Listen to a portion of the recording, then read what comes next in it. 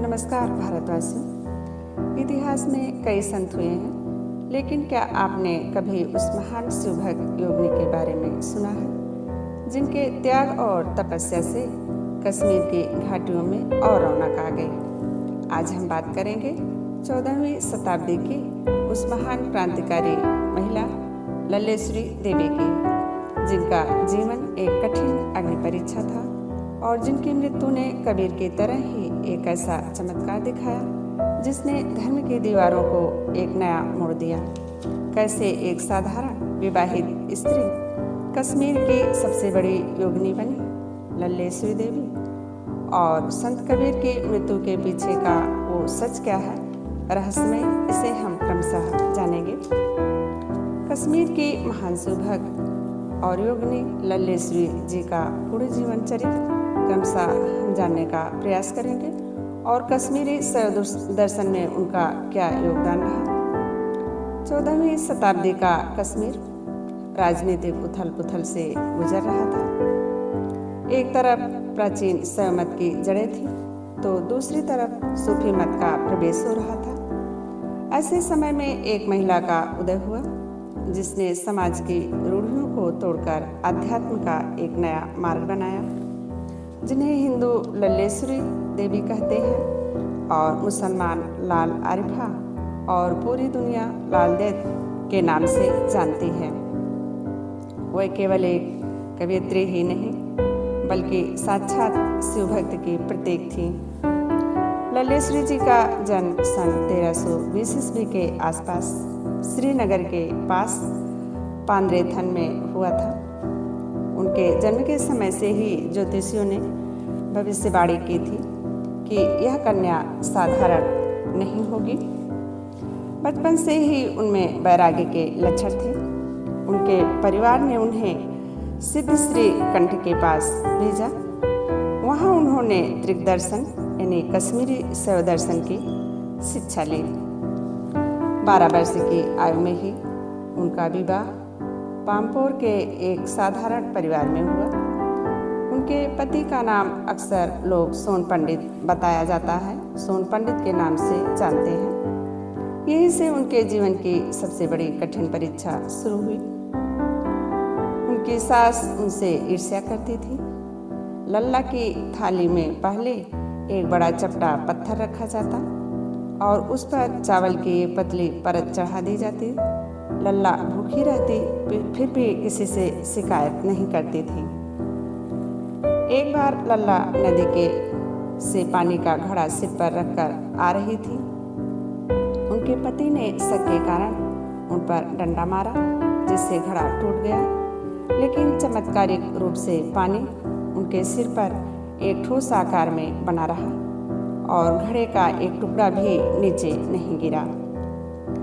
जब प्रताड़ना असहनीय हो गई तो लगभग 22 या 26 वर्ष की अवस्था में, ऐसी मान्यता है, लल्ला ने घर छोड़ दिया। उन्होंने वस्त्रों का त्याग कर दिया।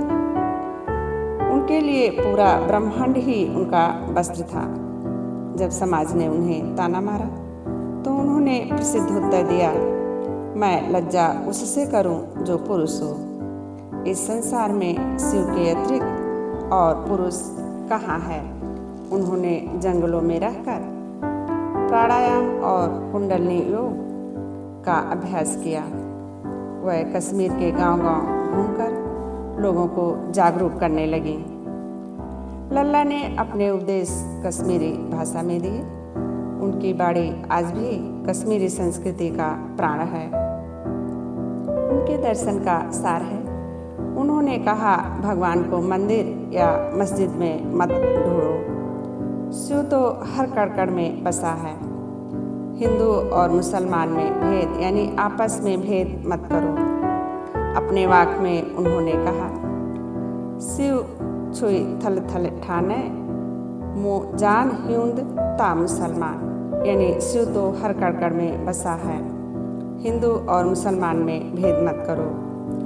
उन्होंने बताया कि असली तीर्थ अपने भीतर की यात्रा है।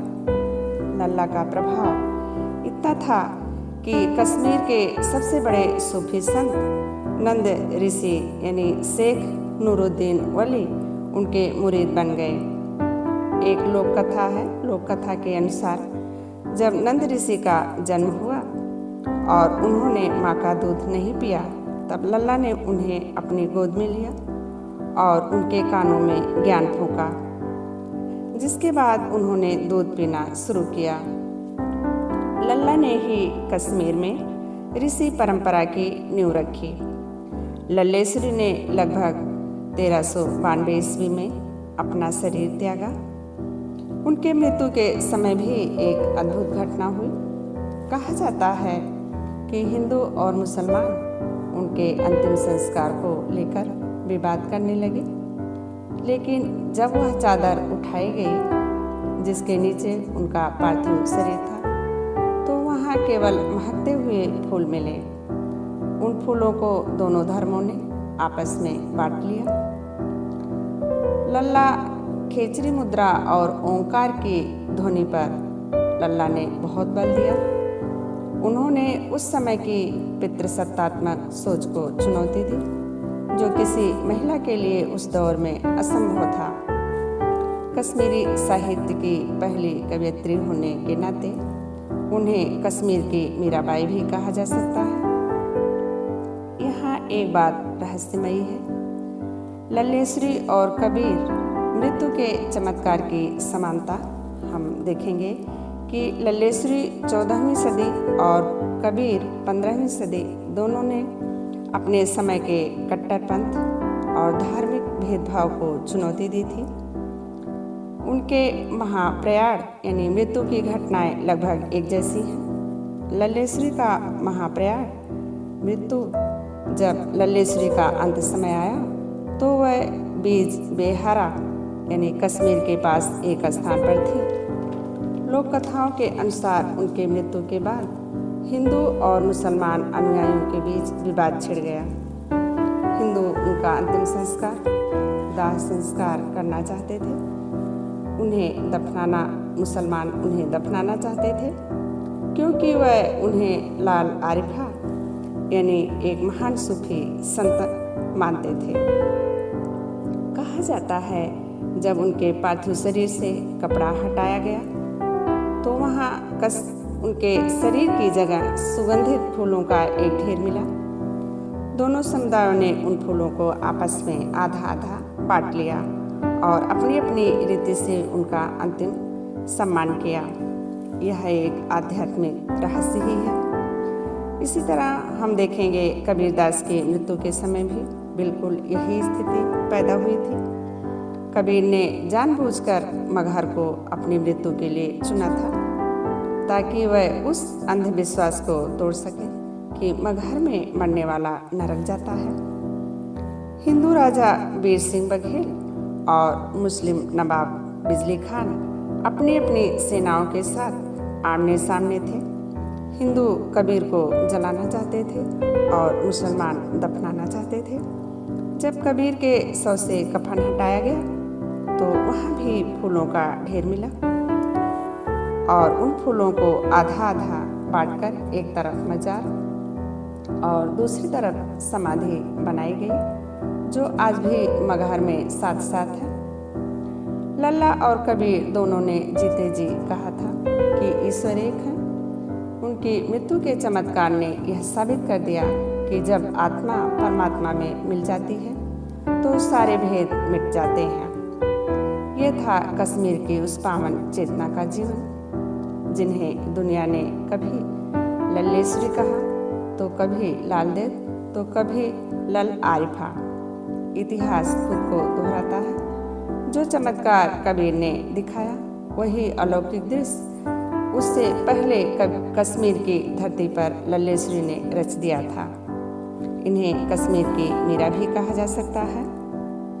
जैसे राजस्थान की मीरा ने विष का प्याला हंसते हुए पी लिया, वैसे ही कश्मीर की लल्ला ने अपनी सास के दिए पत्थर पर रखे चावल को प्रसाद समझकर स्वीकार किया।